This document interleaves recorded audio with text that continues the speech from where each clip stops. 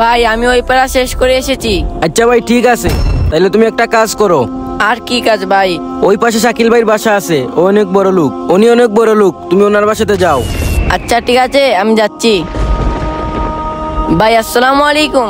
ওয়ালাইকুম আসসালাম। কি হয়েছে ভাই? ভাই আমি মাদ্রাসা থেকে এসেছি, মাদ্রাসার উন্নয়নের জন্য কিছু টাকা দান করুন।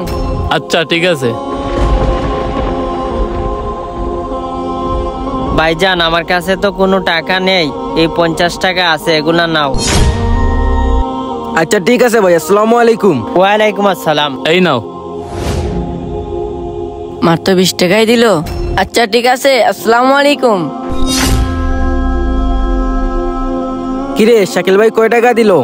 এই যে 20 টাকাই দিল। ঠিক আছে ভাই, এমনিতেই বড় লোক মানুষ কিপটেই হয়। এই ছেলেরা দাঁড়াও, ভাই একটু দাঁড়াও। কি হয়েছে ভাই? এই নাও ভাই, তোমাদের মাদ্রাসার জন্য 10,000 টাকা। কিন্তু ভাই আগে 20 টাকা দিলেন যে, এখন আবার 10,000 টাকা দিতেছেন কেন? তাহলে ভাই শুনো, যখন আমি দান করতেছিলাম তখন আমার দিকে এক গরিব লোক তাকিয়েছিল। তিনি আমার থেকে অনেক গরিব ছিলেন। আমি ওনার সামনে বেশি টাকা দান করলে উনি মনে কষ্ট পেতেন। আমার আল্লাহ তাআলা বলেছেন, দান এমনভাবে করো যে ডান হাতে দিলে বাম হাতেও যেন টের না পায়। ঠিক আছে ভাই, আমরা বুঝতে পেরেছি। আসসালামু আলাইকুম।